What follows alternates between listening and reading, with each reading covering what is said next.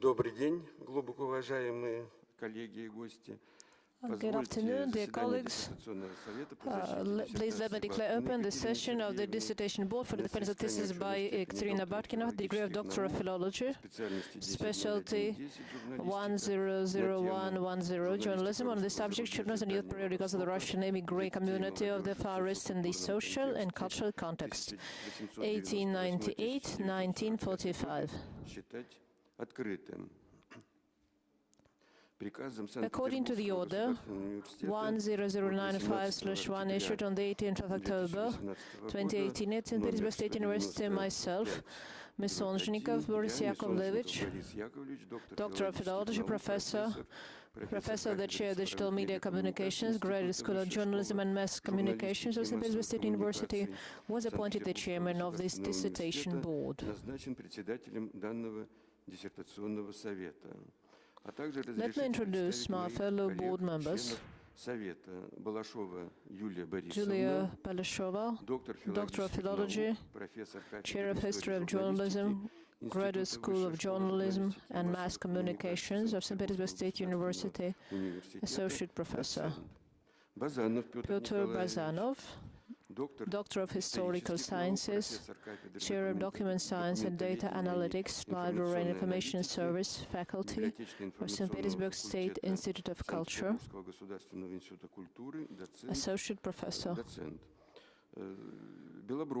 Irina Belobrovtseva, PhD, Professor of Russian Literature, Senior Researcher of Humanities Institute of Tallinn University. Marina Voskresenskaya, Doctor of Historical Sciences, Professor, Chair of Theory of Journalism and Mass Communications, Graduate School of Journalism and Mass Communications of St. Petersburg State University, Associate Professor. Ekaterina Orlova, Doctor of Philology, Professor, Head of Chair of History of Russian Literature and Journalism, Faculty of Journalism, Moscow State Lomonosov University, full Professor. Svetova Natalia, Doctor of Philology, Professor of the Chair of Media Linguistics, Graduate School of Journalism and Mass Communications of St. Petersburg State University, Associate Professor.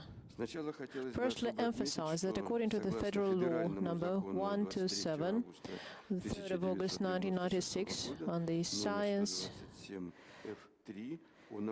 and State Scientific and Technical Policy, the St. Petersburg State University has the right to award academic degrees independently. The corresponding order on the procedure for awarding the academic degrees at the St. Petersburg State University, on the basis of which we are holding this session of the board, was issued on the 1st of September 2016. Number 6821/1, hereinafter referred to as the order. In accordance with this order, the session of the Dissertation Board shall be duly constituted if at least 2/3 of the approved members of the board are participating, but not less than 4 persons. Our Dissertation Board consists of 7 members. All of them are present, thus we have the necessary quorum. Let me set forth a procedure of today's session with a total duration of no more than 2 hours. The chairman's brief report on the main content of the documents submitted by the candidate and their compliance with the established requirements, and answers to possible questions, 5 minutes. A brief presentation by the candidate for the degree outlining the key points of her study, 15 minutes. Questions to the candidate strictly related to her presentation, no more than 2 minutes per question. Response and her responses. Speeches of the members of the Dissertation Board, who will present their views, opinions, questions, and suggestions to the candidate in turn, no more than 10 minutes for each speaker.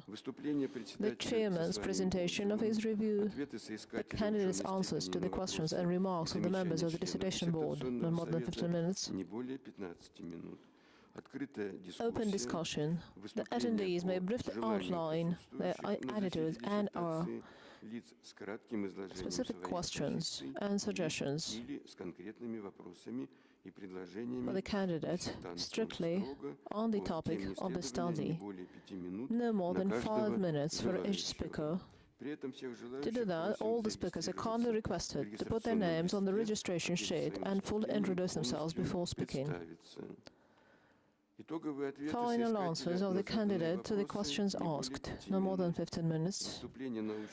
Speech of the academic advisor, no more than 3 minutes. A 5-minute discussion before the open voting procedure on awarding or not awarding the academic degree to the candidate. For the time of this discussion, broadcasts shall be suspended. Open individual voting.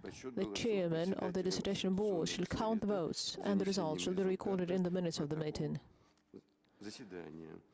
Decisions on awarding or not awarding the St. Petersburg State University academic degree to the applicant, and the final word of the applicant, no more than 2 minutes. Before starting the official procedure, let me remind you to switch off your mobile phones. Thank you for your understanding. Let me also inform you that our meeting shall be recorded and broadcast online at the St. Petersburg State University website.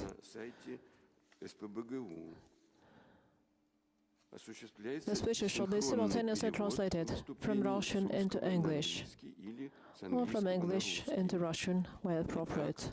Let's start with point 1, the chairman's summary. The dissertation of Ekaterina Babkina for the degree of Doctor of Philological Sciences, children's and youth periodicals of the Russian emigre community of the Far East in the social and cultural context, 1898-1945, was accepted for defense by the Order 10093/1, issued on the 18th of October 2018 by the St. Petersburg State University Academic Secretary. The Dissertation Board was appointed by the Order 10095/1, issued on October 18, 2018, and have already introduced the members to you, dear colleagues and guests. The candidate has submitted the following documents to the St. Petersburg State Academic Secretary: an application to the Rector of St. Petersburg State University, Professor Kropochev, to accept the thesis for review and defense, submitted on the 9th of June 2018. A list of 26 publications describing the main academic results of the thesis, including 4 monographs, 1 article in the periodical included in the International Database and Citation System,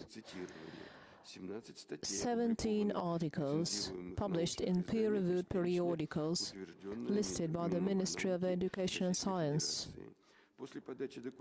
After the application submitted her documents, one more monograph and 2 articles were published. Orders on the enrolled in the doctor's program at St. Petersburg State University, specialty 100110, journalism from November 8, 2016 till the 7th of November 2018. Order of the 13th of January 2017, number 292/3, and order on the 29th of December 2017, 13218/1,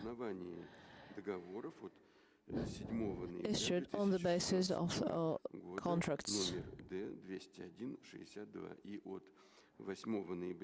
8th of November 2017, number D201/1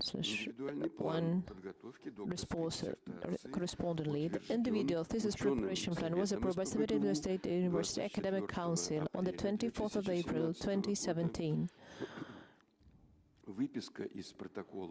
Minutes of the meeting, number 14. The applicant got grace by the St. Petersburg University Academic Council for the entire period because the individual plan was completed on the 24th of December 2018. Abstract of minutes, number 13. Number 4. Recommendation to accept the thesis for defense from the organization where the thesis has been executed. Children's and youth periodicals of the Russian immigrant community of the Far East and socio-cultural context.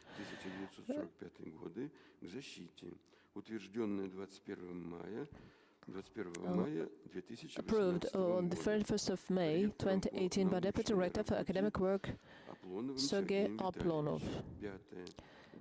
Number 5. Copies of the thesis in Russian and English as manuscript and in the electronic form. The thesis has been formatted according to the requirements of the National State Standard R 7.0, printed on a multiplier with the indication of the output data in accordance with the National State Standard R704. It should be noted that all the above-listed documents comply with Article 12, Section 3, thesis presentation and defense of the procedure for awarding the academic degrees at the St. Petersburg State University, Appendix 1. To the order. Brief presentation of the candidate, let me remind you, should take not more than 15 minutes. Thank you. Dear Chairman, dear members of the Dissertation Board,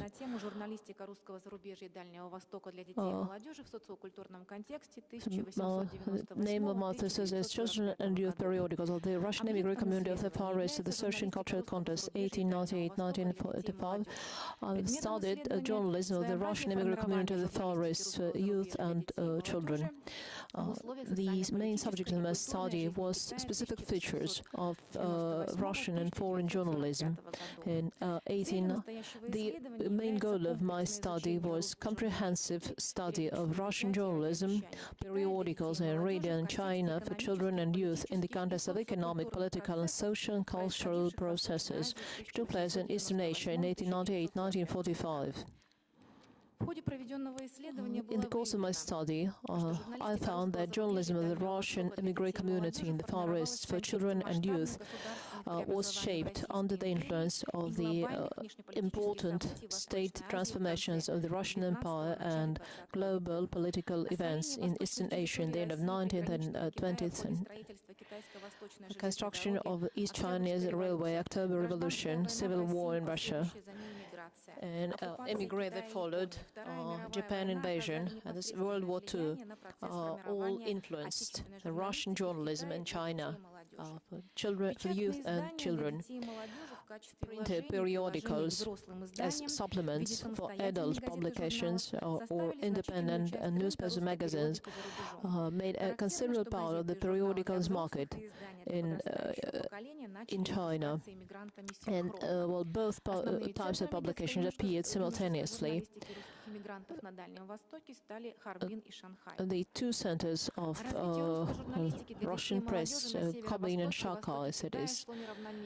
The distribution was very uneven, was influenced by political events in Eastern Asia in the end of the 19th, early 20th century.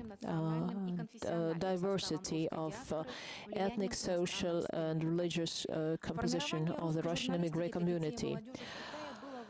Russian journalism in China for youth and children was influenced by the need to consolidate the Russian colony, preserve the cultural identity, and adapt the young population. The Russian journalism in China developed the rich heritage of humanistic, cultural, and social values. The basis of Russian periodicals was based upon the principles of professional journalism and peculiarities of Imperial Russia.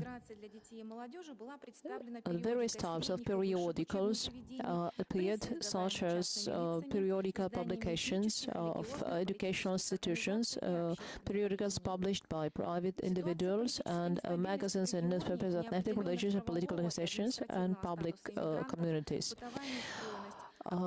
Tough living conditions, unemployment, the influence of the new home country, all influenced specific features of youth and children's periodicals in China.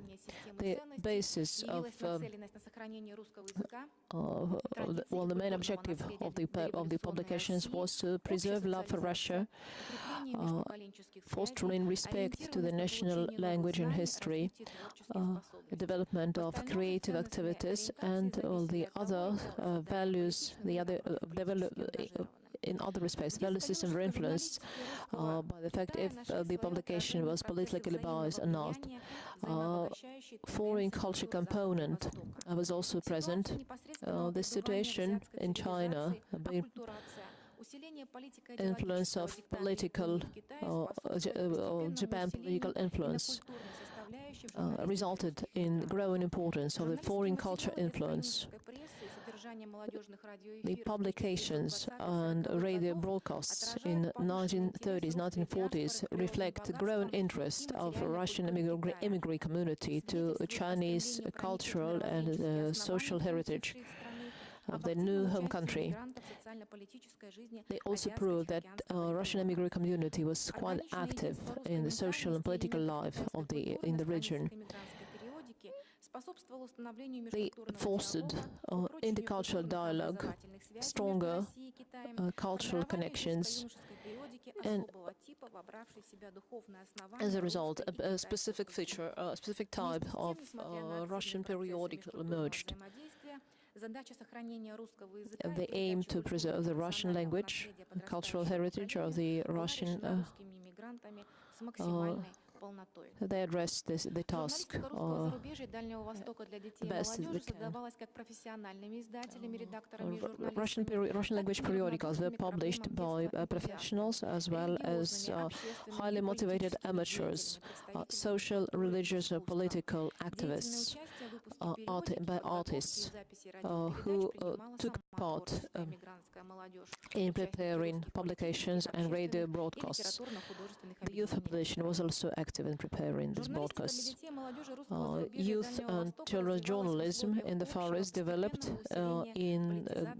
under the growing influence of political issues.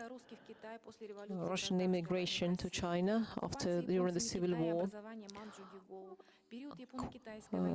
formation of Manchukuo were all reflected in the Russian language periodicals in 1930s and 1940s. The political component started getting more importance. The politically biased publications are translated appropriate ideology to the youth, young immigrant population, sometimes taking aggressive and chauvinistic forms. Yet single-mindedness of such publications and neglect of objective factors influencing the life of the immigrant community resulted in these publications getting less important and less influence compared to publications that were less politically biased, who happened to be more competitive. A special milestone in the development of Russian language journalism in China was radio broadcasting. Radio broadcasting was based on the spiritual, cultural, and social needs of the young immigrant community, where senior members of the community and young immigrants took part in preparing the broadcasts. The Japanese immigration, of course, broadcast propaganda, yet it would be a mistake to say that Russian journalism was influenced completely by the Japanese invaders. In reality, journalists and reporters sought compromise. They tried to take into account interests of the Japanese administration and educational, cultural, and social needs of the Russian immigrant community.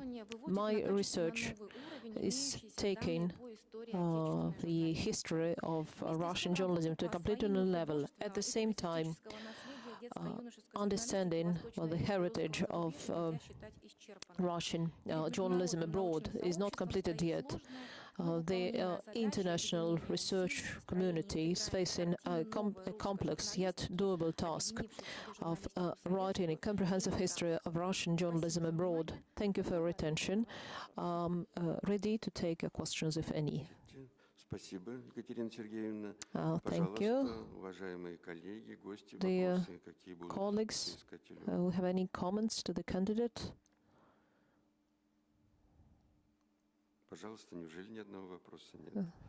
No, the single question. Was the presentation that comprehensive? Okay, in that case, may I ask you, why did you personally become so interested? This children's journalism is not really in the limelight. It's relatively seldom that researchers become interested. Well, I am a mother, and I'm concerned with the life of my child on the one hand. On the other hand, I was born in Khabarovsk, which has rich national state archive, which contains many unique materials of the Russian immigrant community. In 1945, archive experts in Khabarov removed from the city of Khabin several tons of periodicals published by the Russian immigrant community, and for many years they were in storage. And because we have all those publications in storage, I managed to familiarize myself. You mentioned some unique source. You use some unique sources. Are these publications now in Khabarovsk? Yes, they are in Khabarovsk. Yeah, that's unique heritage. Is available. Dear colleagues, do we have more questions to Ms. Babkina?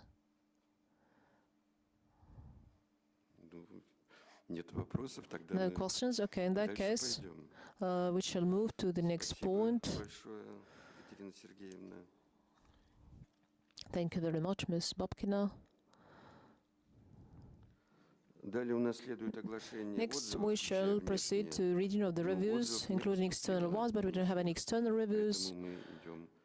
So reviews shall be presented by the board members. Reviews shall be read out by the board members.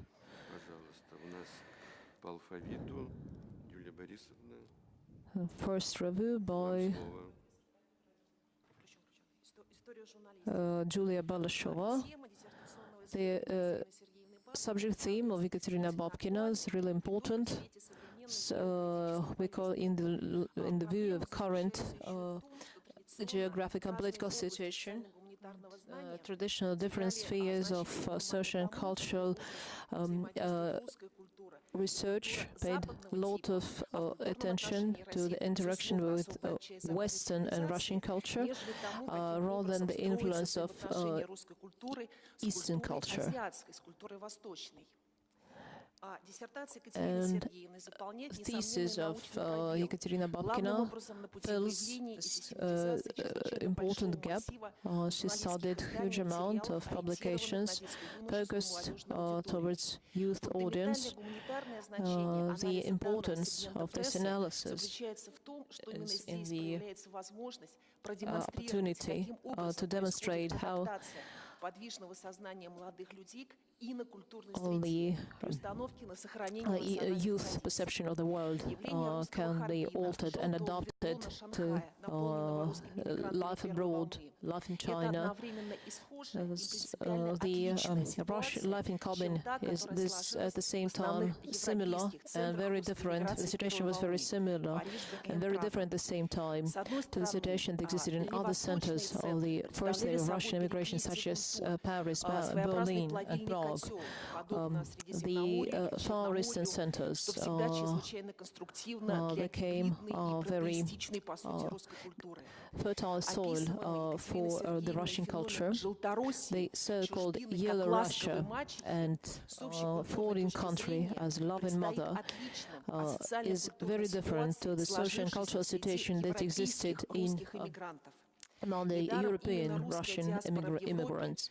Russian immigrant community in Europe felt themselves being on an important mission, which a famous saying by Nina Berberova comes from her poem in 1926, says, "We are not outcasts, we are on a mission, we are messengers."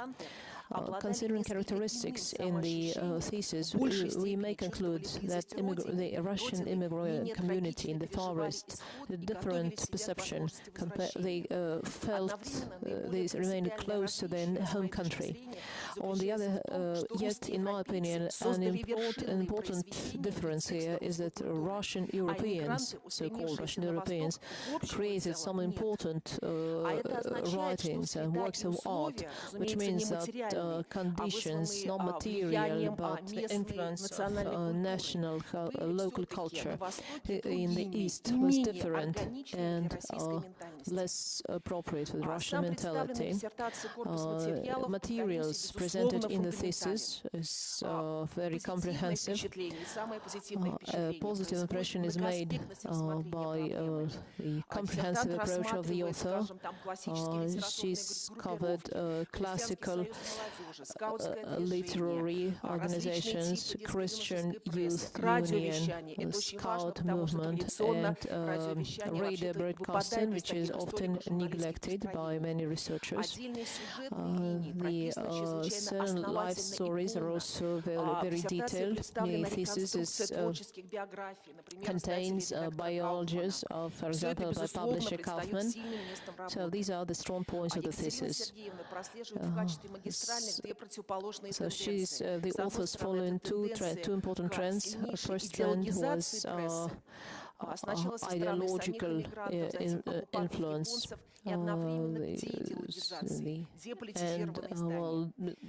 depoliticization of the emigre press. This segment of children's and youth press was hardly ever politicized at all, and that was a very unique, specific feature for a particular reason, unfortunately not clearly stated in this thesis. The immigrant community became very susceptible to radical ideas, nationalistic and fascist. We all know that in 1939, Dmitry Merezhkovsky spoke, made a speech on French radio, in which he welcomed Hitler, Adolf Hitler, for which he was bitterly criticized by the immigrant community. Yet the Western immigrants press such ideas did not penetrate, while the Far Eastern press, for some reason, started broadcasting such ideas, such as children's press in the Far East published commercials targeted towards a young audience, which was not typical. So this effect needs further investigation. Seems that children's press in the Far East was more problematic, considering the factor of the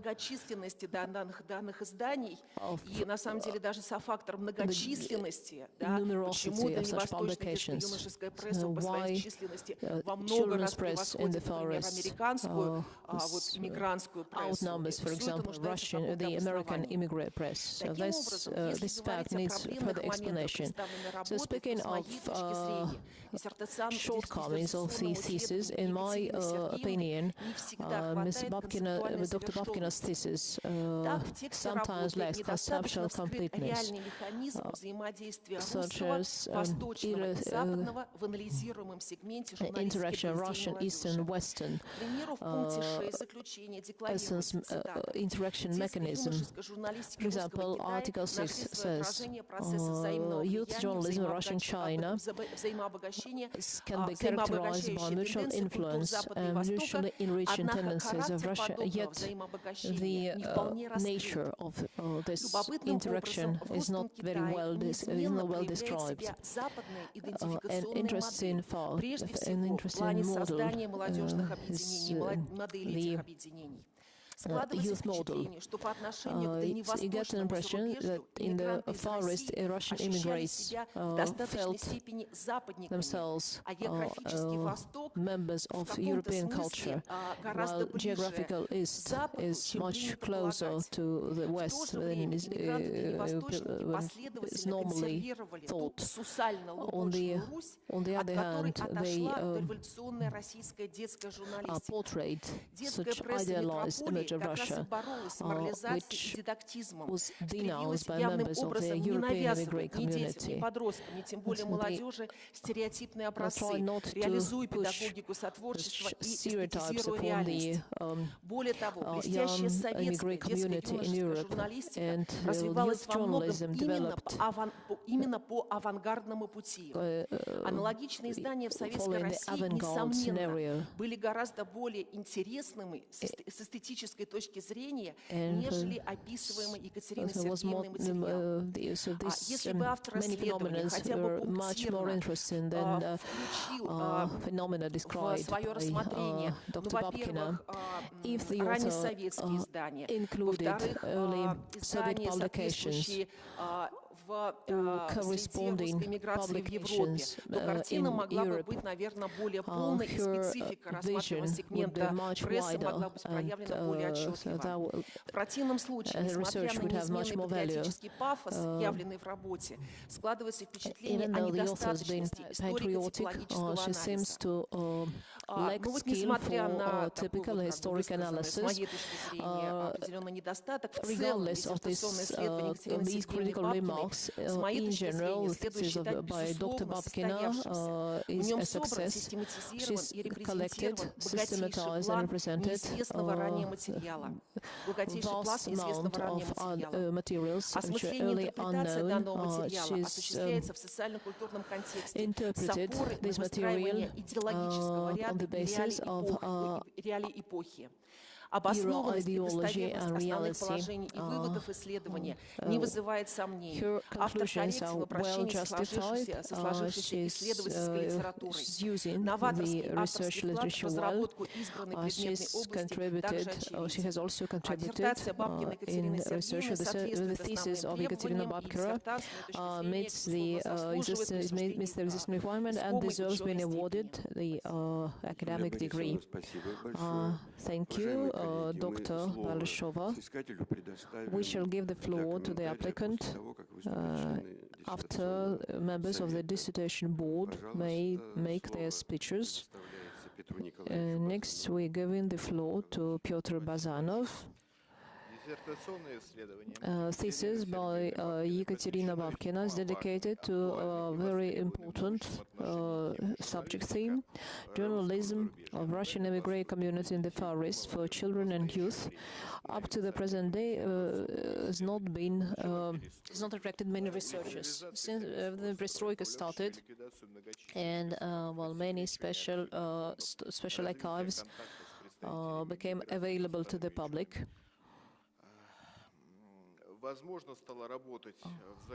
researchers got access to foreign archives, and Russian researchers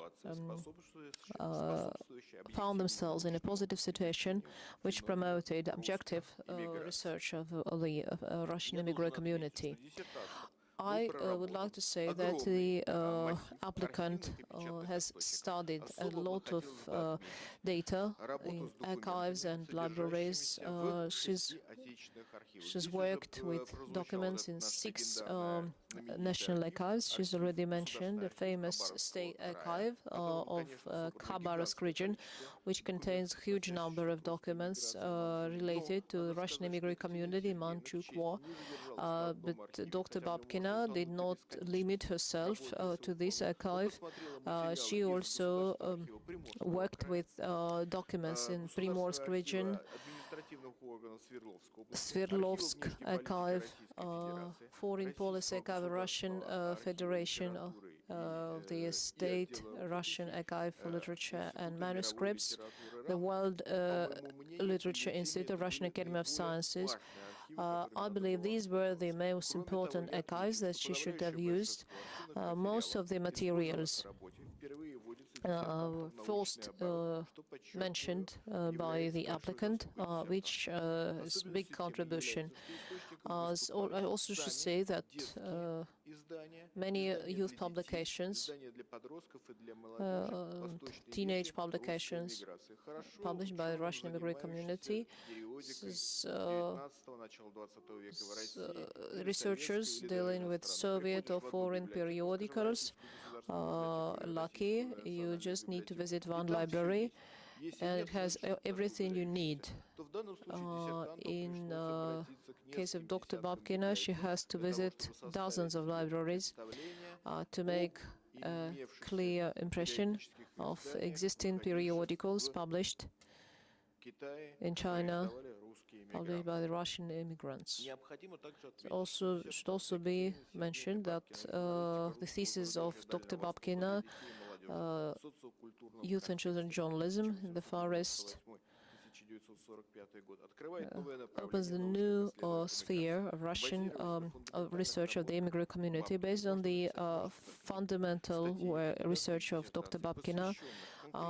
Researchers can write many books, articles and theses dedicated to the life of Russian immigrant community in China, specific genres of journalism, biographies and work of journalists, editors and publishers. The thesis is for the first time devoted to content research of history of emergence and functioning of journalism, periodical publishing Russian immigrant community, pedagogical approaches of the publishers, editors and journalists, interaction with the audience, educational potential of journalism, and top genres and philosophical and aesthetic system. The thesis of Dr. Babkina developed for the first time. In her thesis, has developed classification of periodical publications. This classification can be used in other researches dedicated to Russian journalism abroad. At the same time, I would like to mention a few shortcomings, some drawbacks. Some publications the author has not used. This is a work of a classical author, Gennady Zhirkov, typological progress of Russian immigrant community journalism. Of course, it doesn't focus on the Russian immigrant community in the Far East, but the methodology is very good.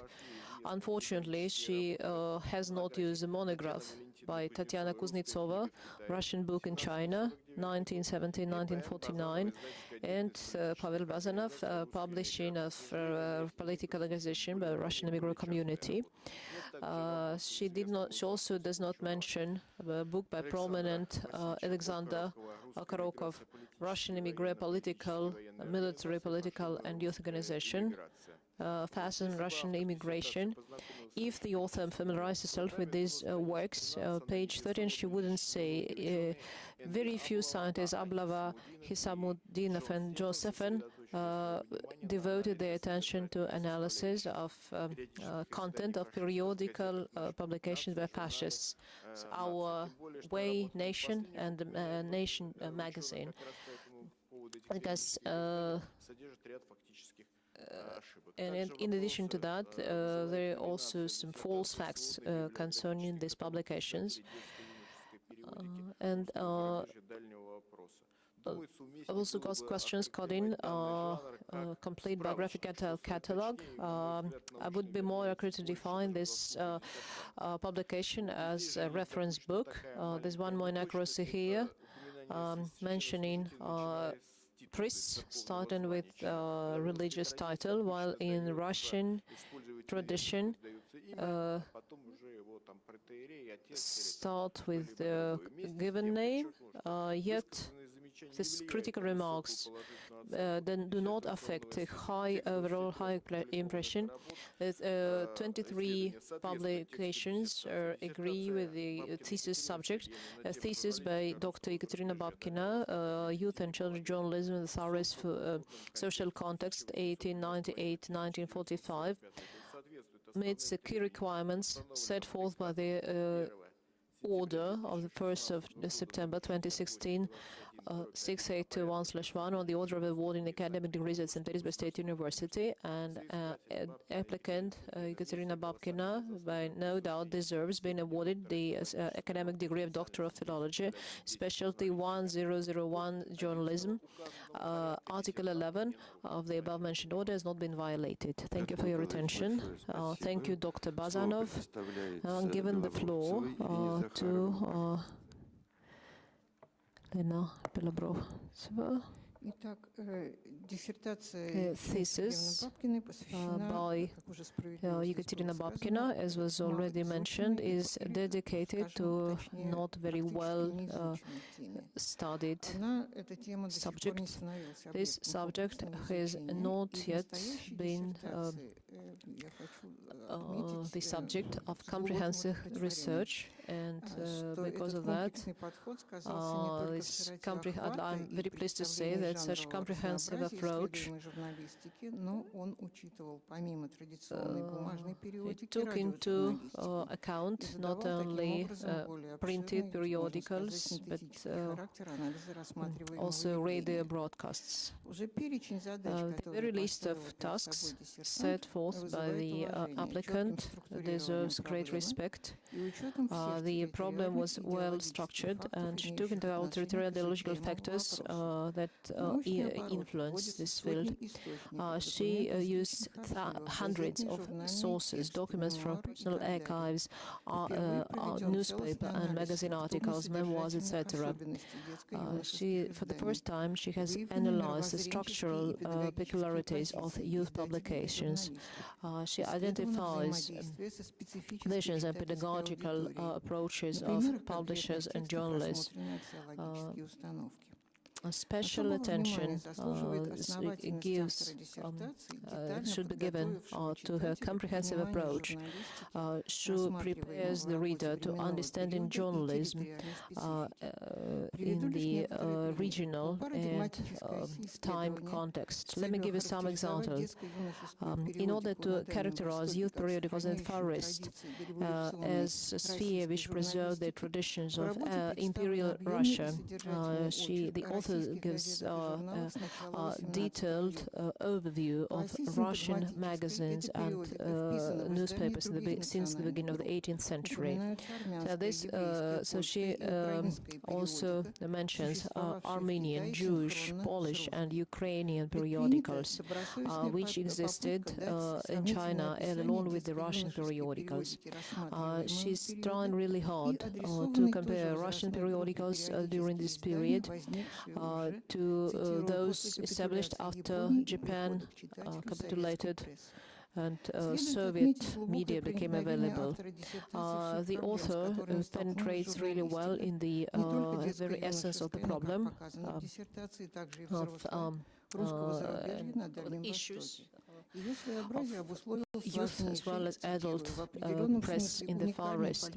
Its peculiarity is it can be explained by the unique political, economic and socio-cultural context in which the Russian press developed in China. This circumstance explains appearance of a particular type of immigrant publication that should adapt them to social and cultural conditions of the new home country. Youth journalism was and it appeared as an interaction of the new and old tradition. The applicant describes such characteristics as Russian journalism, educational trends, aesthetic development. On the other hand, she's looking at the multicultural nature of the region. A growing interest in the economics, policy, culture of China, Korea and Japan, which influenced youth journalism and enabled it to make a contribution in the process of learning and understanding culture and literatures of East and West. The calm ethnic situation, mutual respect of different people and religion was a result of that situation. Bibliography of the work includes 615 items, many of which have several dozens of items. Such catalogues also make an important contribution to the study of Far East journalism, because publishers and journalists often worked in adult publications and radio stations as well. Here, in addition to the catalog of youth press published in China, the authors given a biographical catalog which contains the names of publishers and journalists in the Far East. This shows great amount of information and careful approach. I also have some critical remarks and questions I would like to ask. Dr. Babkina gives two opinions on children's journalism and journalism for children. And she prefers to use the first term. Yet I believe that children's journalism means periodicals published by the children themselves. Should be viewed as a variation of journalism for children. On the other hand, I disagree with the definition of Scout movement in Russia, where it says Scout movement in Russia died out by 1922. It's a well-known fact that the Scout movement was prohibited in Soviet Russia and replaced with a pioneer movement. Thirdly, memoirs of Russian poet Shogolov quoted, "We don't have memories which the senior generation immigrants are so fond of, yet we feel ourselves truly Russian." So she believes that this saying could strengthen the national cultural trends and patriotic upbringing, yet the negative connotations of the language of this saying refer to the father and children conflict, where the father generation is portrayed as a generation that lost Russia, and the generation of children as a generation that pays for the vices of the mistakes of their fathers. I can also make some, and have a number of small critical remarks. So she paid a lot of attention to literature. One of my questions relates to Khlam organization, which existed between 1933 and 1940 something. So the exact date is obviously the exact date of this movement is unknown. Yet this movement has the same name as a famous organization in Kiev established in 1919. I have a question. Do they have something in common? Or is there any conflict continuation, any connection between the two organizations. Another question,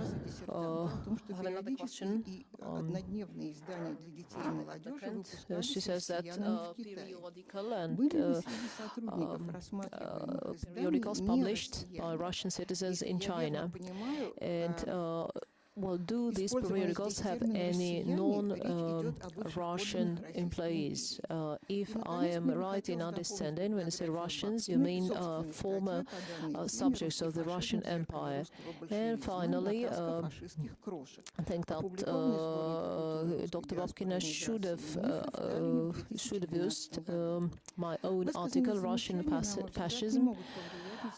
These critical remarks cannot affect the overall high impression or a positive impression of Dr. Babkina's thesis, journalism of the Russian immigrant community in the Far West in the social-cultural context, 1898 and 1945, meets the key requirements set by the order on awarding the academic degrees at St. Petersburg State University, and applicant Ekaterina Babkina deserves being awarded the degree of Doctor of Philology, specialty 100110, journalism. Thank you very much.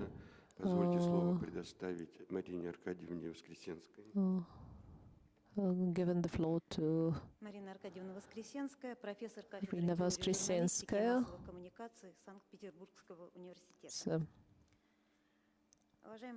Dear colleagues, for a long period, the interests of Russian immigrant studies were mostly focused on Western immigrants. Time has come to study the Eastern immigration in the East. And the study by Dr. Babkina shows that this sphere, Russian immigrant life, deserves equal attention.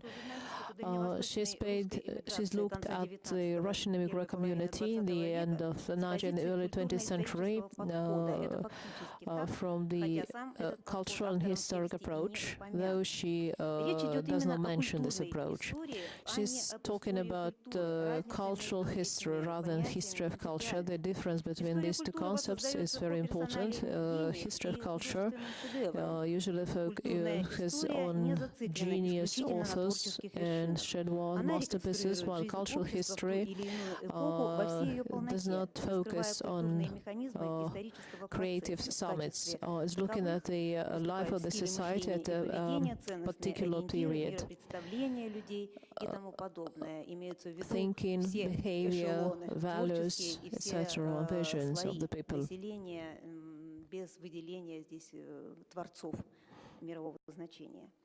Through the immigrant press, the authors looked at everyday life and culture of the Russian immigrant society abroad.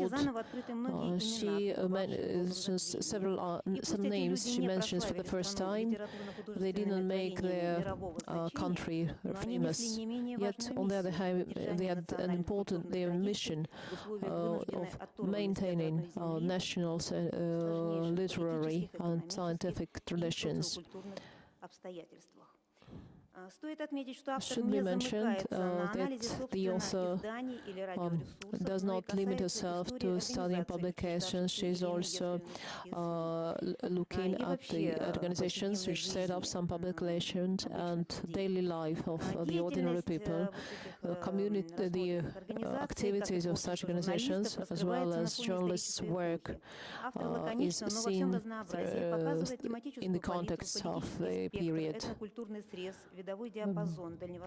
and the immigrant life in China. Although the thesis has many descriptions, the author is looking deeply into the very meaning of the Russian emigre society. The thesis contains many interesting observations on the role of the youth journalism in spiritual trends. the author looks at how public media played a role in youth education, promoting the role of Russia, how publications promoted cultural exchange with the native population, the system of values of Russian population abroad, and how these values changed under the influence of the historical political factors. She's covered a great number of sources, including documents from Russian foreign archives. Some sources have not been studied before. She's studied many articles which have not been studied before. She also pioneers the study of radio broadcasting in the forest. Classification of facts presented in annexes is also very important. So she also recreated the cultural and historic circumstances, social, economic and political conditions, spiritual atmosphere, where this processes took place. That way, the study of Ekaterina Babkina pioneers with reconstruction of comprehensive socio-cultural description of Russian journalism in China. So she's addressed an important scientific issue. Regardless of important advantages, the thesis has a number of small shortcomings. First of all, some, for example, in narrative style, she mentions the fact that some immigrants collaborated with the Japanese intelligence and some press addressed their audience from fascist publications. Some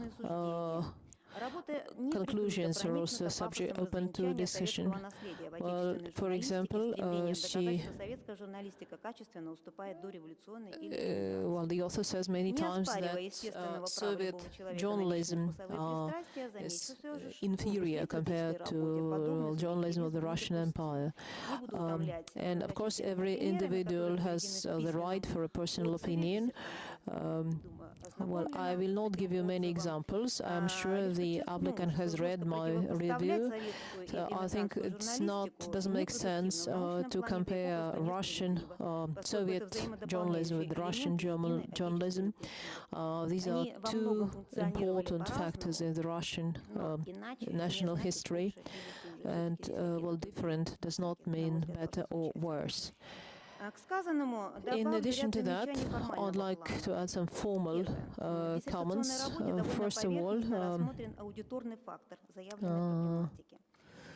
she doesn't give a sufficient description of publications. She is given lots of attention to describing publications. She very seldom gives very little attention, such as demand and popularity, circulation, and how important, how influential these publications were. Yet this can become the subject of further research, and maybe should become the subject of further research. Secondly, the goal and some tasks set forth in the thesis are says study, research, analyze, but the goal of the research cannot say research. The goal has to disclose the result rather than gaining knowledge. Otherwise, it's not the purpose of the research. The research is not clear. The authors use some terms incorrectly, such as Silver Age. She also applies this term to the far eastern republics, but Silver Age has no relation at all to Far East during the Civil War. So all these comments are open to discussion, and so these are my personal opinion. They do not reflect the importance results. The thesis presented by Dr. Babkina is a valuable piece of research. Original and novel, shows high research culture and scope of interest. And thesis of Dr. Ekaterina Babkina meets the main requirements, and the author deserves being awarded the academic degree of Doctor of Philology. Thank you for your attention. Thank you, Dr. Voskresenskaya. Now given the floor to Dr. Orlova. Maybe it doesn't make sense how important the subject theme of the thesis is, and it's obvious already that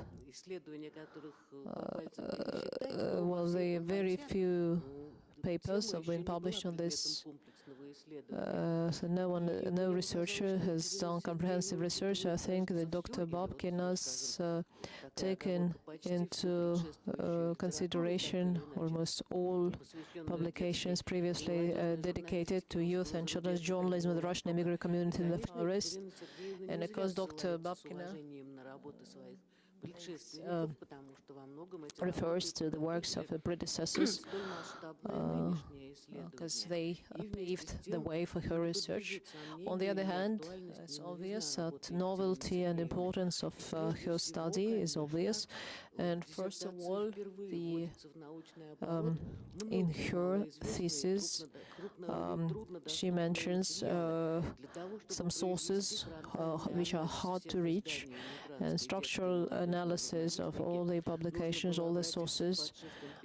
Obviously, it was important to look at periodicals and radio broadcasts, and we understand that these materials are very hard to reach, regardless of how rich were the archive in Khabarovsk. I found at least 10 archives which Dr. Babkina visited, not only in the Far East, but also in St. Petersburg, Moscow, United States, including Hawaii.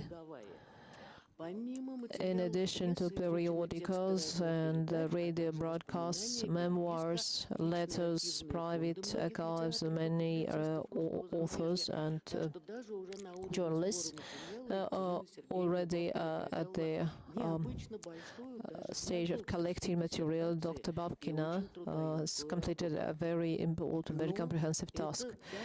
She covers a long time period of almost 50 years. Even the thesis called Journalism of Russian immigrant community in social and cultural context, yet the work has a number of historical references which explain the understanding and functioning of the Russian journalism in the Far East. These historical references, not mentioned in the name of the thesis, is very important and very highly informative. Such comprehensive approach we can see in the structure of the work. So we see that youth journalism was a part of the general system of Russian immigrant community journalism. And the author is very convincing when she says the dominant of the youth periodical developed abroad, because obviously children and teenagers did not make the decision to leave their country. They followed their parents. Sometimes So the and so it's understandable that considering these specific features of Russian journalism, so Dr. Babkina devoted much attention to the image of Russia created by such publications.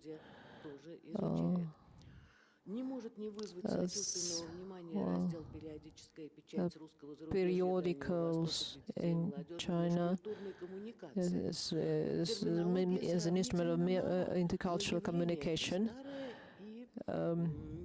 So this this field is not very well studied. Obviously, the very position, the very situation of Russian language publications in a foreign language community make researchers focus on intercultural communication. It's also very natural that the author divides Russian language periodicals in two big types, politically and non-politically biased. Obviously, speaking of journalists in 20s, 1940s, well, the authors were greatly influenced by the political situation, especially the Japanese invasion and how this influenced the youth press. Generally speaking, I'd like to say that this is a comprehensive research. Chapter 4 dedicated to the history of radio broadcast in China, which is very valuable and very interesting. And Dr. Babkina also studies how radio broadcasting was set up, even with the technical issues. So it's very interesting, really curious, like where did the author where did it get all this information, so making the thesis even bulkier. The novelty of her research agree with the 8 points where she explains the novelty. The methods used by the applicant are also accurate, humble, and correct. And a few words about the methodology of the thesis. I should have started with that maybe, because come out of modern methodology, and the main methodological principle of Ekaterina Babkina is focus on history and comprehensive analysis. And Dr. Bakhtin's research, Bakhtin's quote, I believe that Dr. Bakhtin should be quoted from full collection of his works rather than an earlier publication of 1979, even though this publication was prepared by well-known researchers. The thesis is focused on history. She's looking at dynamics of the phenomena she is studying. I like the pluralistic approach of the author. I believe this is important because makes her approach more objective, because different political and social movements confronted each other already at that time and influenced. And today's Ekaterina Babkina's approach is very well balanced. She's looking at various movements with equal interest. And in the end, I can almost say how valuable the supplements are. Number 5 is a list of abbreviations, a catalog of publications, youth and children's publications in statistics topics on Russian language publications and dynamics, and Supplement 4, Annex 4, which I liked best of all, even though all annexes are equally important and interesting, is a catalogue of publishers and journalists of Russian emigre press in the Far East. So these are important reference sources that can be used by the other researchers, and in the end they will become obligatory for sources, mandatory sources, and such thesis, such research that paves the way to other researchers are very rare and very valuable at the same time, because well, they promote, they motivate other researchers. My critical comments and how Dr. Bakhtin's should be quoted, so these are very personal. And Marina Alexeyeva, so she was Marina Ivanovna and not M.A., as the thesis says. But apart from that, the thesis is such a big work, so these are all only minor, very minor shortcomings, very minor drawbacks. And obviously, I think I've always told everybody that, in my opinion, the thesis is a success. Ekaterina Babkina deserves being awarded the degree of the Doctor of Philology, specialty 100110, journalism, and Article of 11 of the above-mentioned orders not been violated. Thank you. Thank you, Dr. Orlova. Now I'm giving the floor to Natalia Tsvetova. Dear colleagues, importance of the thesis which we are discussing today is obvious, as was already the study of the first wave of Russian immigration study in the 1950s, already by beginning of the new century, is quite active.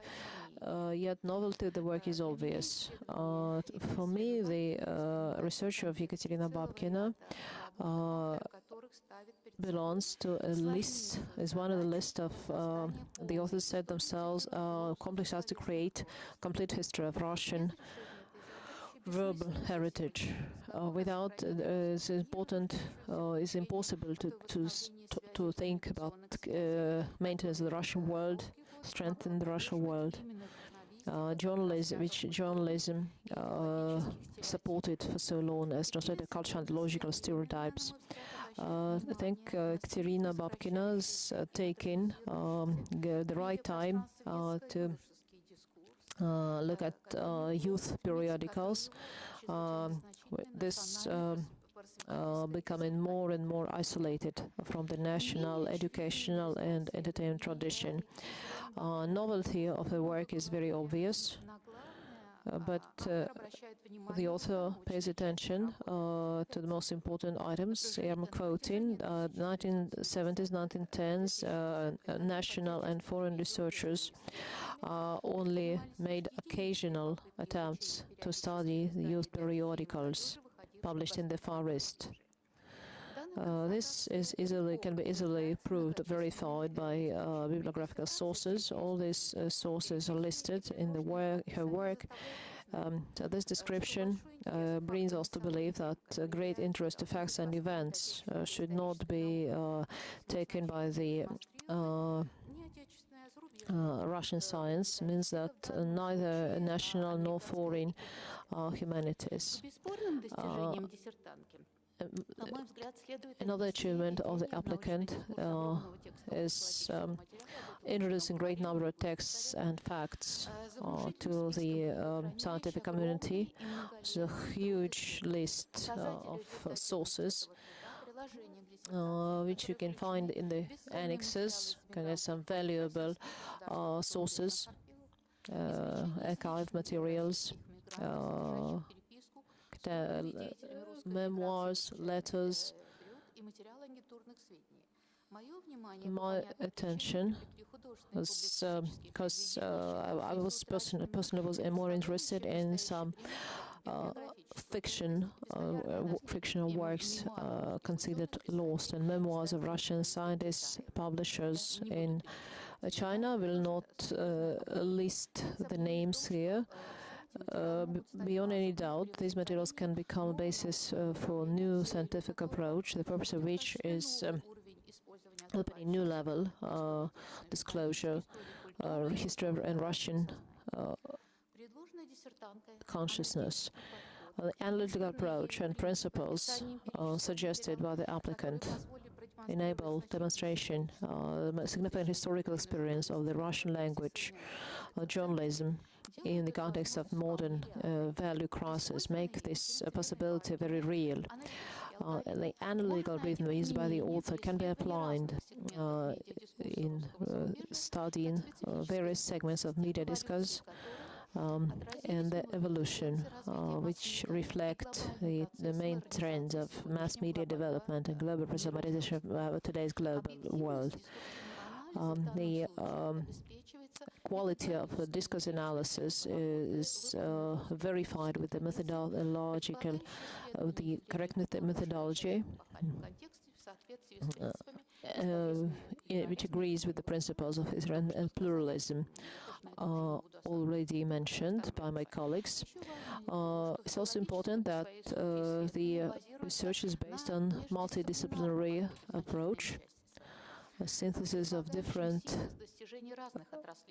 spheres of scientific knowledge, history, literature, and journalism, theory and theology of journalism, history, culturology, psychology, and even media linguistics. Speaking of, especially where with such a special success, it should be the department dedicated to classification of youth publications in the Far East. She uses ideas of important specialists in age psychology. Section 1.3. In addition,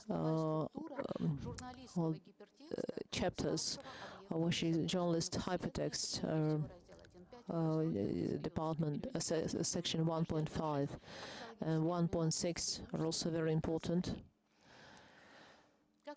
As any serious piece of research, the thesis of Ekaterina Babkina is a dialogue.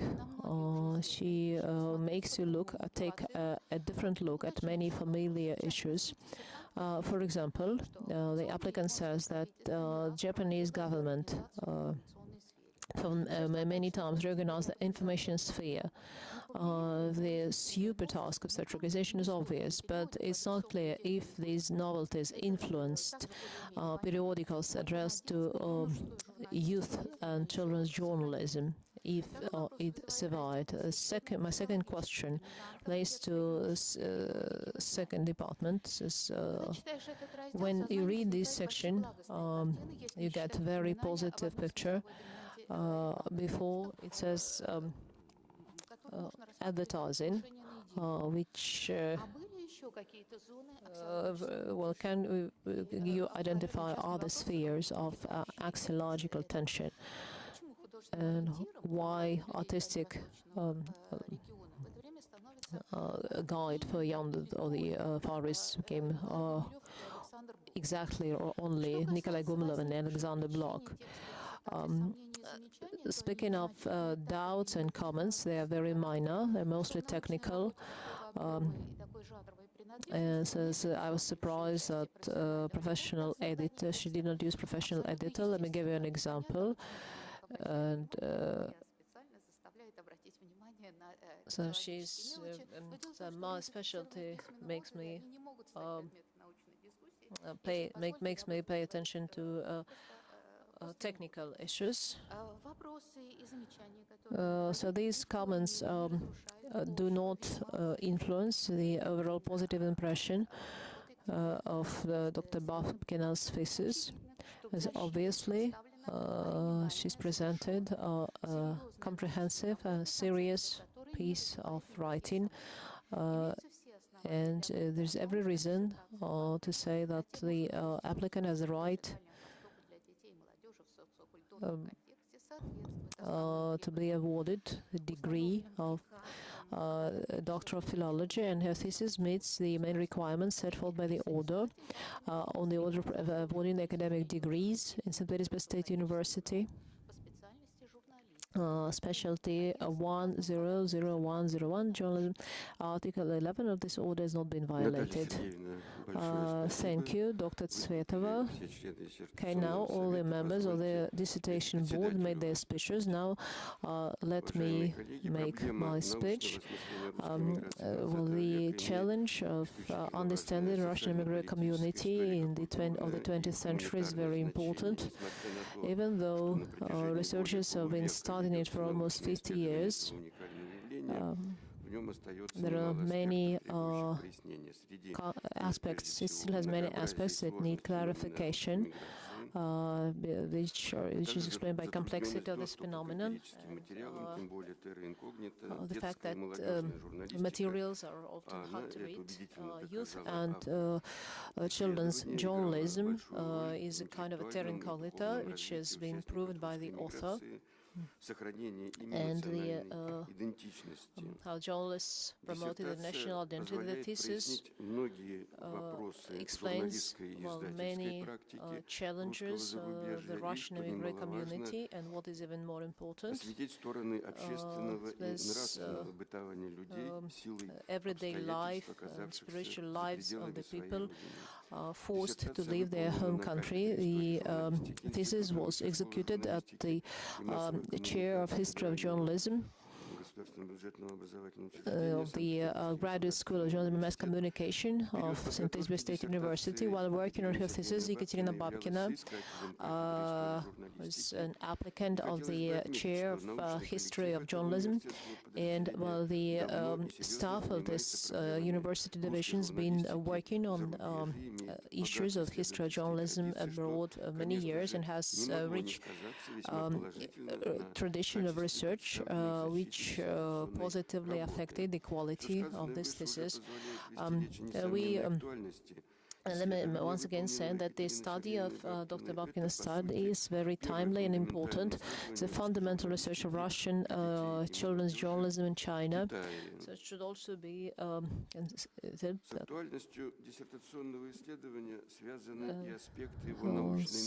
novelty of the work is explained by the fact the author managed to get access to many important and new sources.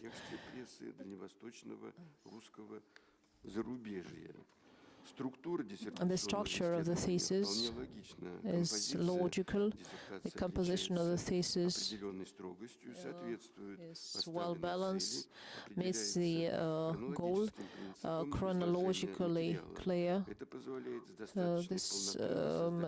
So you can get overall comprehensive picture of what the development as the result of study can be further used in teaching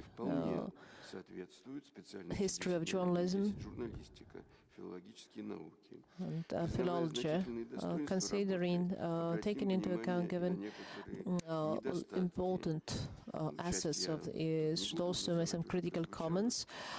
Some were already mentioned. The author should pay more attention to the analysis of certain phenomena to avoid being descriptive and provide deeper analysis. We're also critical about some opinions expressed by the author. For example, her opinion, several professionals, talented poets and journalists, page 253. The author's talking about the authors of youth periodicals of Russian fascist party in Manchukuo. Though the authors were highly professional, speaking about them being talented. I think that talent is very hard to identify and too vague. And on the other hand, talents certainly positive. The thesis has a small number of misprints. So I would recommend the author to be more into punctuation and quotation marks, as well as brackets and quotation marks. For example, see page 252. Such critical remarks do not affect. In general, the thesis is very well written, is a conceptually perfect study, which can become a subject and already became subject for open scientific discussion since it meets the requirements. This is of Ekaterina Babkina, Children's and Youth Journalism in the Far East in the social cultural context, 1898-1945, meets the main requirements set forth by the order of 09/2016, number 6821/1, on the order of awarding the academic degrees at St. Petersburg State University. An applicant, Ekaterina Babkina, deserves being awarded the degree of Doctor of Philological Sciences, specialty 100110, journalism. Article 11 of the above-mentioned order has not been violated. Dear colleagues, so members of the board have read their reviews. The chairman has read his review. Now I'll give the floor to the applicant, and I would like her to answer the questions and remarks of the board members. Have 15 minutes maximum.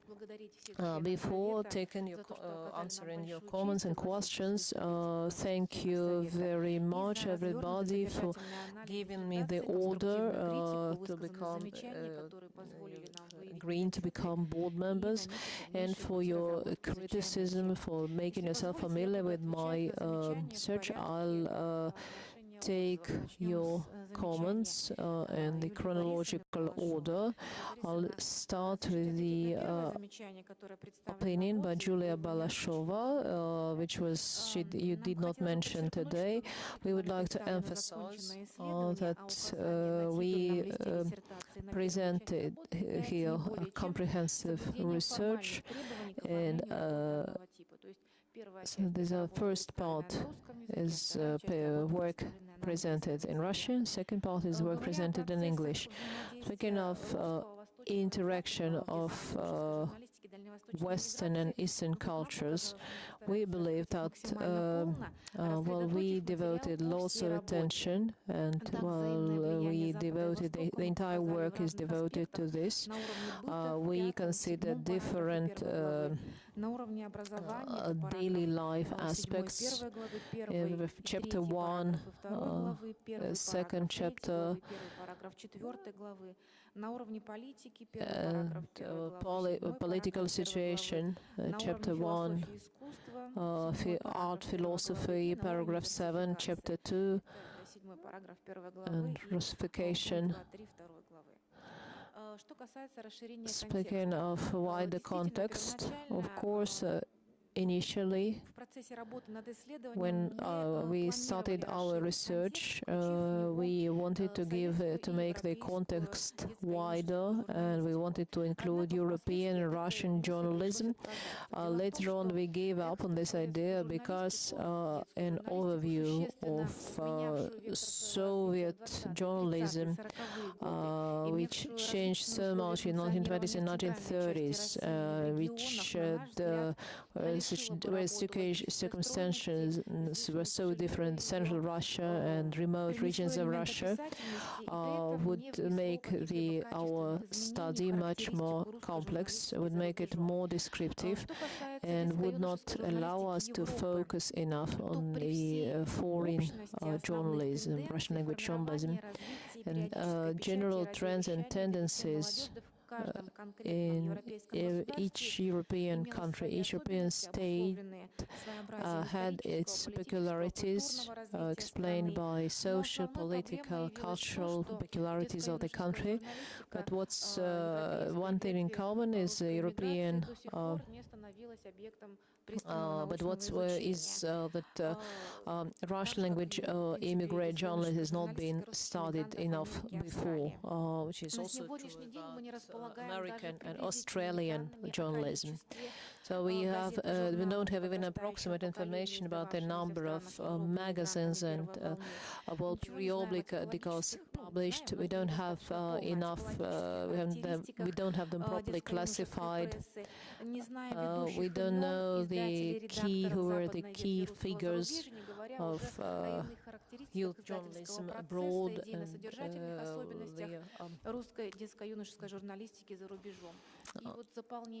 and fill in these gaps in history of the national journalism will become the subject for our further research.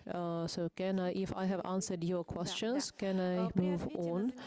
And I'd like to answer comments of Dr. Bazanov. We totally agree with Dr. Bazanov's comments.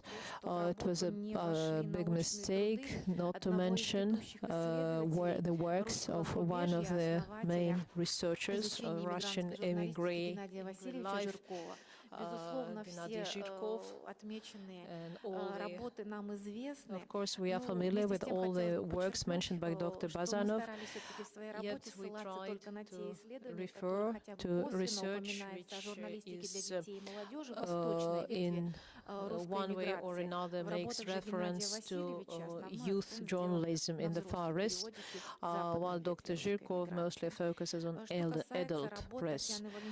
Speaking of Kuznetsova and Okorokova's works, of course we are familiar with them, and Tatiana. So we refer to Kuznetsova's research on page 12. We mention a monograph by Dr. Alexander Okorov. But once again, so we tried to mostly to use sources somehow connected with periodicals published by the eastern branch of the Russian emigre community, and of course political activity of Russian organizations. So we were not familiar with this paper, but we shall make ourselves familiar with it. Speaking of the genres of one of the supplements to our, of course, we agree with the comment, and we agree that reference book will be a more accurate definition.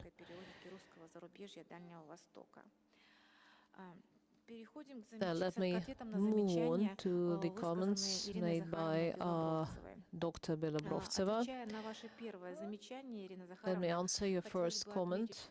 I'd like to say that when I started studying this topic, of course, we learned, I made myself familiar with children's journalism and journalism for children concepts, and in the end found that in many cases many authors are using these terms as synonyms, though of course they are very different. And recently juvenile journalism is being used, was introduced by Diana Kosalapova, and juvenile journalism is not seen as a subtype, but as is an independent type of journalism. So these include media published by the children themselves and without any involvement of adults, and small or with small involvement, small contribution of adult professionals. So it's very hard to believe that well, any publication published by children can become a valuable, reliable source. Speaking of the destiny of the Scout movement in Russia, yeah, we agree that the wording that we used was incorrect. It would be more accurate to say that Scout movement got shut down. The organization was forced to stop its operations, while the main goals and main functions of the Scout movement, developing creative initiative potential of young population. So they became a basis for a number of youth organizations established in 1920s, both in USSR and among the Russian immigrant community abroad. Speaking of Shogolev quotation and this permanent father and son's conflict, generation issues were not that well covered in periodicals. Maybe this happened because of the father effort, who carefully edited all the published materials, yet analyzing youth publications such as Churaev, who has just replaced Alexei Chir, where youth took over all the generation. Even that analysis does not give us the right to say that young population, young members of the Russian immigrant community were much less interested in finding out who was guilty in their exile than in other social political issues. We agree with other comments because we have, yes, it's true, there's a misprint considering the year Nina Nevzorova was born, and we found her personal case. She was born in 1902. Comments regarding methods of analysis, we agree and we accept this comment. A big part of our work is based on analysis of fiction. Speaking of little artistic organization Khlam, established in Kiev, and a similar community established in Shanghai in 1930s, early 1940s. Well, while working on my thesis and while preparing answers, I could not find any evidence of any connection of the Shanghai division or Shanghai organization to Kiev society, even though the name and the functions of both organizations are quite similar. Which means that, in our opinion, that the history of Russian emigre movement still has many blank spots, which national and international researchers still have to fill in. And to answer, now I'd like to answer a question about the staff of Russian language periodicals. According to our data, well, personally, former subjects of the Russian Empire took part in preparing the Russian periodicals and publications. Maybe only technical operations were performed by the native population, Chinese and Japanese citizens. Japanese citizens during the Manchuk War epoch, they only performed controlling function. So they did not, they were not involved in the creative process. And once again, thank you, Dr. Bilobrovtseva, for your valuable comments. Unfortunately, we were not familiar with your article, but now after receiving your review, I have read your article, and well, it would contribute our work. Now let me take the comments of Dr. Voskresenskaya. First of all, I'd like to say that by no means we did not try to denounce the value of social heritage. We didn't try to compare or juxtapose Russian journalists and Soviet journalism. We understand that both spheres produced forced brilliant experts, brilliant professionals, and well, the study of Soviet heritage is still an important and relevant task. Speaking of differences, unique features, we wanted to say different classes, different types of media publications published by political organizations, religious organizations, and diversity of ideas that they translated, they communicated. Speaking of the audiences, in the beginning, we set ourselves the task to measure popularity, assess popularity of youth publications, and in the course of our research we found that that's very hard to do because editorial practices often excluded information about circulation, and in many cases we could only rely on fiction and memoirs, intelligence, private letters, and memoirs of Russians living in Karbin, and describing literary process, Silver Age. So we believed, well, we used this concept to describe the philosophical concept which influenced the life of Russian immigrant community. The modernist culture, which was very popular in the central part of Russia in the end of the 19th, the beginning of the 20th century, in the Far East, reached the Far East because of geographical reasons much later, and reached its climax during the revolution and the civil war, the foreign intervention that followed.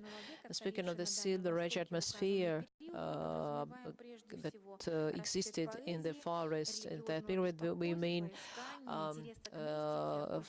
flourishing poetry, mysticism. Authors in the Far East believe that art is the greatest life value, and were interested in modernist experiments, synthesized so the poets and authors. Blok and Gumilov poetry were two major influences over the work of Far Eastern poets and writers in Russia, and later on of the Russian immigrant community. I totally agree with the comments expressed by Dr. Ekaterina Orlova. So if there's a misprint on page 24, we apologize to Marina Alexeyeva and to you personally. And now let me take the comments of Natalia Svetova. Let me answer your first question. I'd like to say that Japanese authorities in China used journalism as an instrument to manage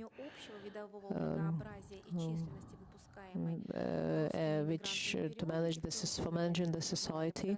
The number of publications, youth publications, got limited,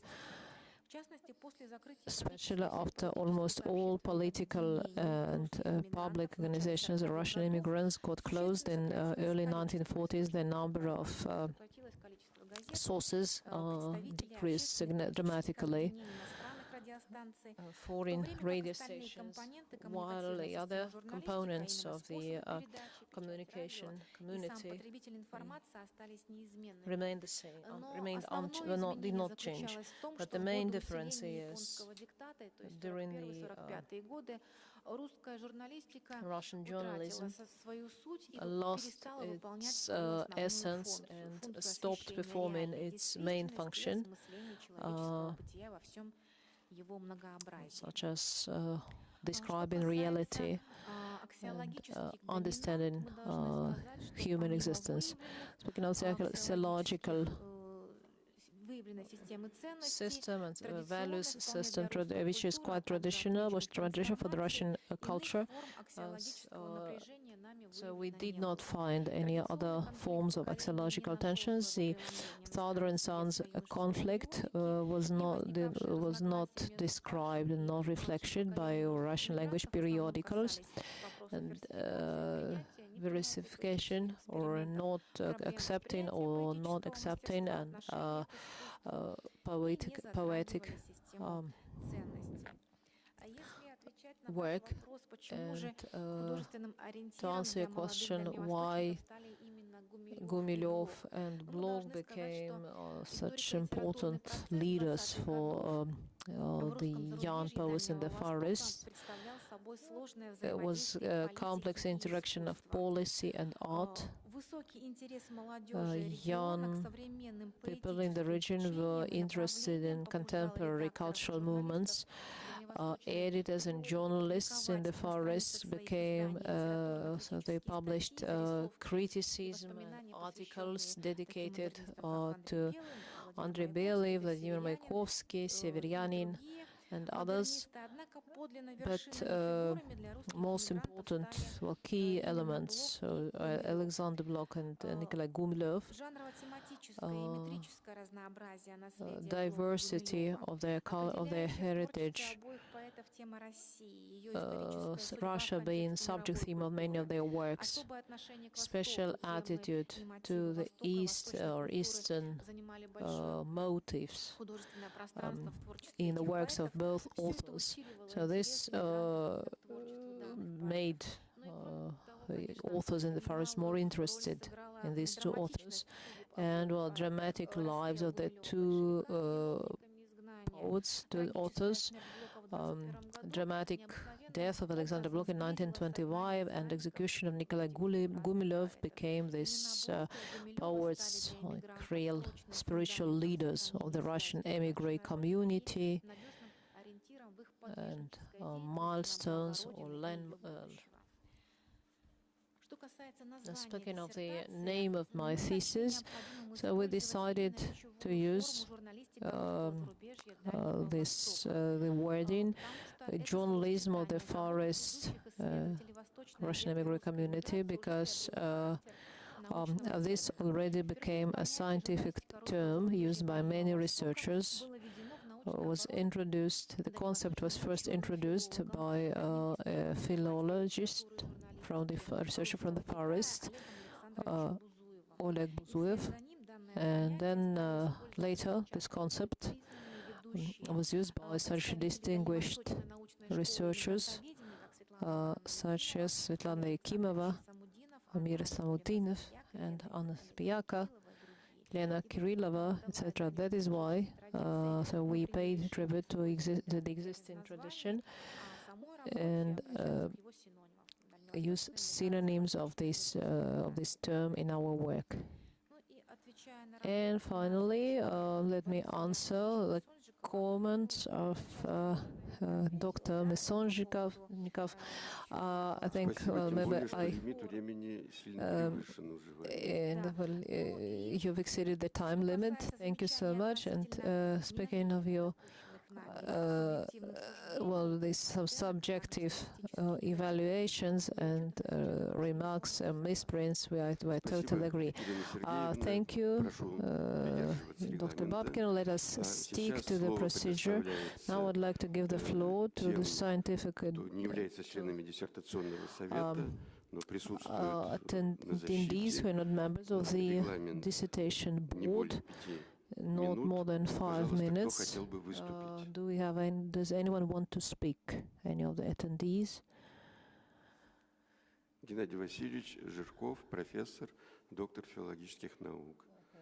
Gennady Zhirkov, professor, Doctor of Philology.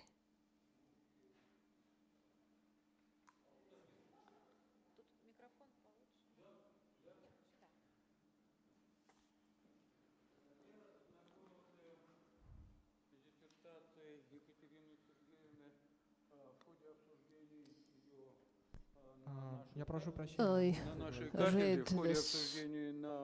So we discussed Dr. Babkina's thesis at our chair, and a lot has been said here. I'd like to emphasize unique nature of her work, considering the subject, theme, and the use of sources. Here she's done a lot of work. I would also like to draw the attention of regardless some political nuances, this part of the culture, children's literature, its main value is promoting humanistic values regardless of political situations and political labels. So this is recently wonderful cartoon, Masha and the Bear, and no matter how much politicians discuss it, the essence is transferred from one generation to the other. In this environment which is being discussed, and children still still read these books as part of their lives. And the experience proves that culture, political tension, political struggle is the main feature, and that's why in this sphere we see experience of poets and writers becomes heritage of poets and writers and readers in other countries, and can be understood, can be used by in many countries. It becomes very international. For example, the emigre children loved Alexander Pushkin. In general, the thesis by Ekaterina Babkina is a serious piece of research. Спасибо большое, Геннадий Васильевич. Коллеги, кто еще хотел бы высказаться? Does anyone else want to speak? Нет больше желающих высказаться. Вы как-то хотите, Екатерина Сергеевна, прокомментировать выступление Геннадия Васильевича? Нет. Тогда слово предоставляется научному консультанту, профессору, доктору филологических наук Людмила Громова. Professor Gromova. Dr. Gromova, we have only 3 minutes, please.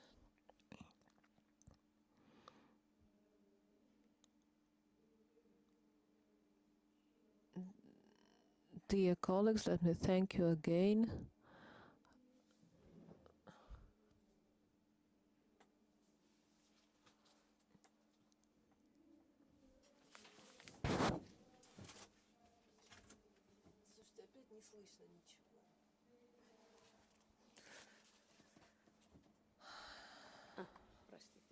Oh, I'm sorry. Ekaterina Sergeevna Babkina является докторантом кафедры истории и журналистики Санкт-Петербургского университета с ноября 2016 года. Started with us since November 2016, but in reality our contact started much earlier at scientific conferences in Moscow, St. Petersburg and other cities, where we discussed history of Russian emigre press. So I think it was not by accident that Ekaterina Babkina found herself at our chair, because well, here this study of these subjects first started under the guidance of Gennady Zhirkov. I think that the thesis presented here today is an important piece of research dedicated to one of the little known aspects. Emigre press American publications for Chimbrel are not studied at all, and researchers paid very little attention to this area, though it contains important data on how the Russian language community was struggling to preserve its national identity.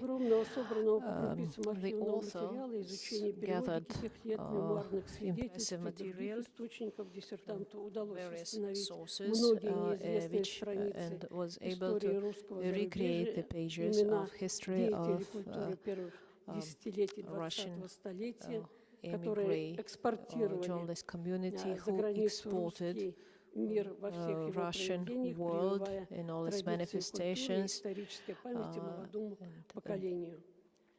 Russian cultural traditions, well, media which developed tastes and opinions of young population, played an important role. The author identified many political and other types of publications popular among the young population, introduced new names and new publications were unknown to the scientific community before. The author was able to recreate a system of political life in the forest.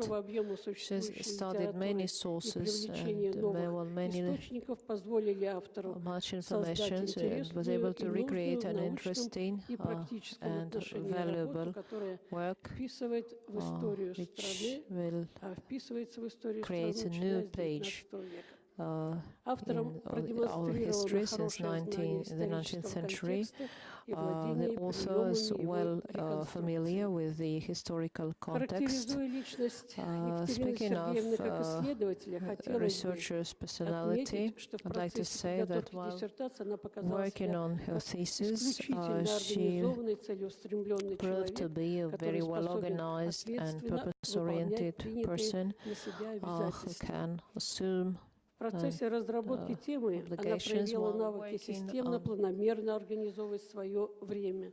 И это позволило ей подготовить диссертацию до окончания срока докторантуры. Умение работать с большими объемами материала статистического характера нашло отражение в приложении к диссертации и является своего рода заделом для продолжения исследования. Об этом Екатерина Осиповна уже говорила в своем вступлении. Приложение содержит весьма ценный материал, это указатели изданий, в будущем его можно будет расширить до аннотированного, а также литературные и журналистские тексты, которые иллюстрируют то, о чем и как писала для юного читателя русская зарубежная пресса. Они являются важным дополнением к основному тексту диссертации. В силу трудной доступности к документам зарубежных архивов и утраты некоторых периодических изданий остается еще много лакун, которые предстоит заполнить исследователям прессы русского Китая. Это биографические сведения об участниках событий, данные об аудитории, тиражах, финансировании, географии распространения изданий и другие аспекты. Однако представленный и систематизированный исследователем материал позволяет говорить о хорошей основе для будущих изысканий. Учитывая же увлеченность темы самого диссертанта и оставшиеся у нее в запасниках неопубликованные материалы, хочется надеяться, что изучающего дальневосточную миграцию ждут новые открытия, которые допишут недостающие страницы ее истории.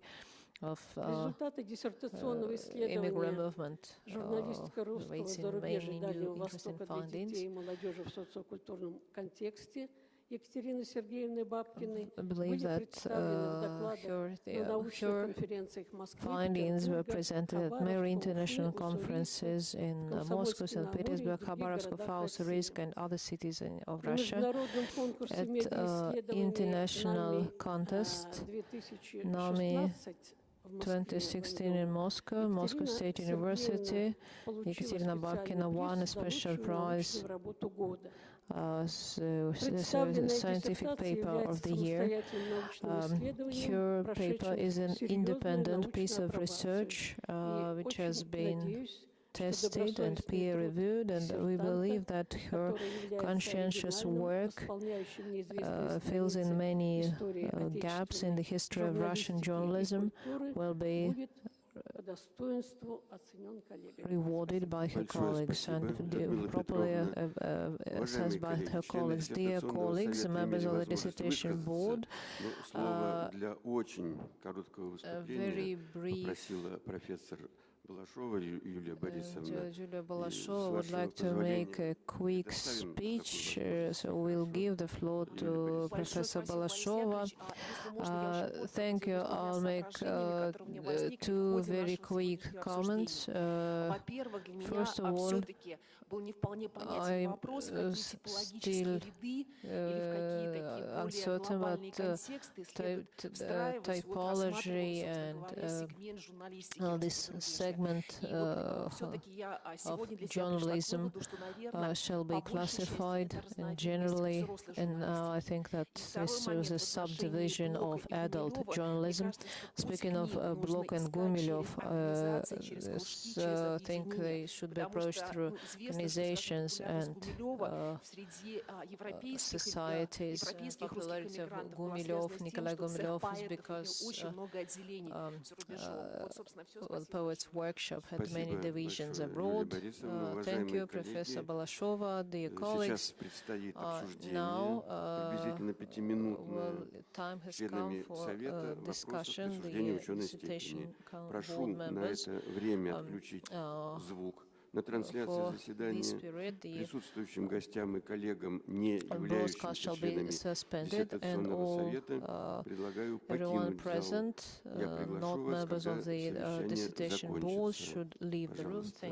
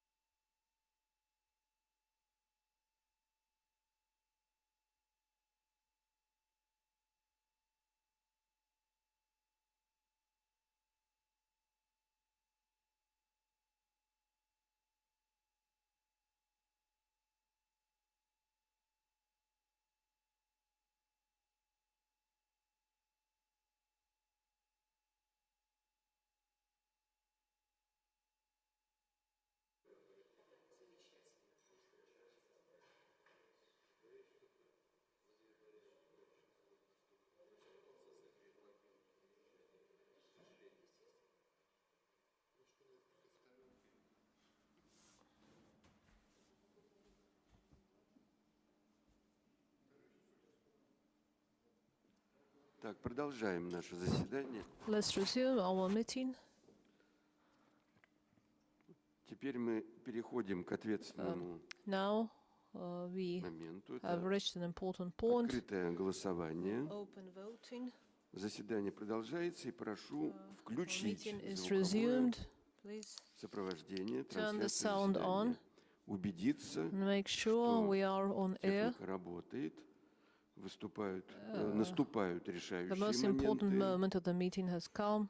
Заседание диссертационного совета. Put Ставлю вопрос о присуждении awarding ученой the степени academic на degree открытое to the open individual vote. поименное голосование.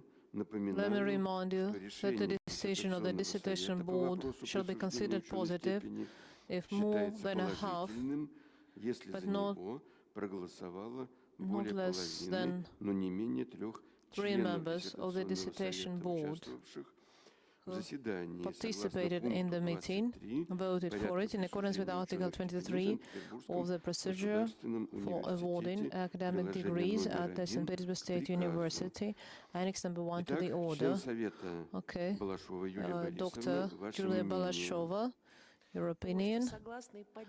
I totally agree, and I am for awarding the academic degree to Спасибо, Ekaterina Babkina. Юлия Thank Борисовна. you. Член Совета Member of the board, Белобровцева Ирина Dr. Захаровна, ваше Bilobrovtsevna, мнение. your opinion. Я думаю, что это чрезвычайно важное I исследование think that для was an дальнейшей important piece of работы research, по Дальнему Востоку. И для important дальнейшей for работы по further study of the журналистике Far за Eastern рубежом, region, также history of его journalism. степени. I support awarding the Спасибо, Ирина academic Захаровна. degree. Thank you, Dr. Bilobrovtseva. Я строго по протоколу действую.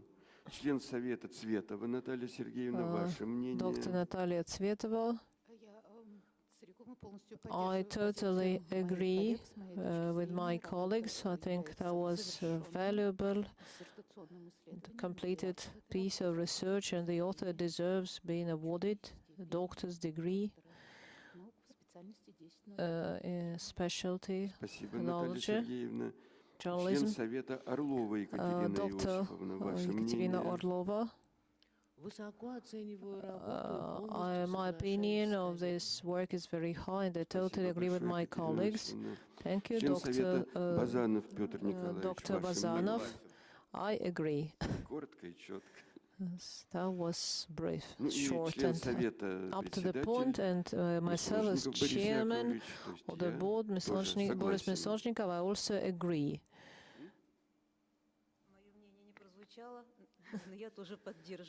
Dr. Mison didn't give the floor to me, but I also agree. Ну, значит, как-то вот я перескочил со страницу на страницу. So I Спасибо, что apologize and дополнили. thank you Итак, for высказались your все члены contribution. диссертационного To all совета, members of the включая председателя. dissertation board, including the chairman, Подсчет голосов, expressed their оглашение opinion. результатов Now голосования. counting the votes and Таким announcing образом, the results of глубоко voting is уважаемые that коллеги и гости, obviously, dear объявляю, colleagues and guests, что let me из announce 7 that out of 7 участвующих в members of the заседании board диссертационного participating in совета the членов meeting, Совета проголосовали 7 за 7 members человек, voted for, проголосовали против and no one нет, voted against, and no one abstained.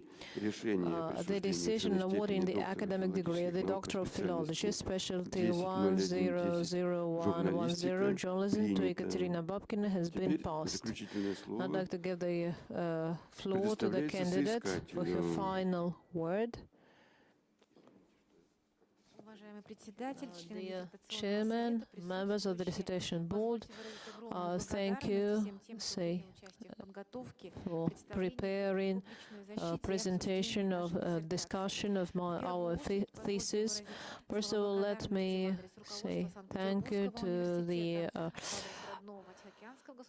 executive staff of St. Petersburg State University and the Pacific University of Vladivostok. It is a great honor. Also, I'd like to say thank you to my scientific advisor, academic advisor, Lyudmila Gromova, for her help and support at all the stages of my work. Thank you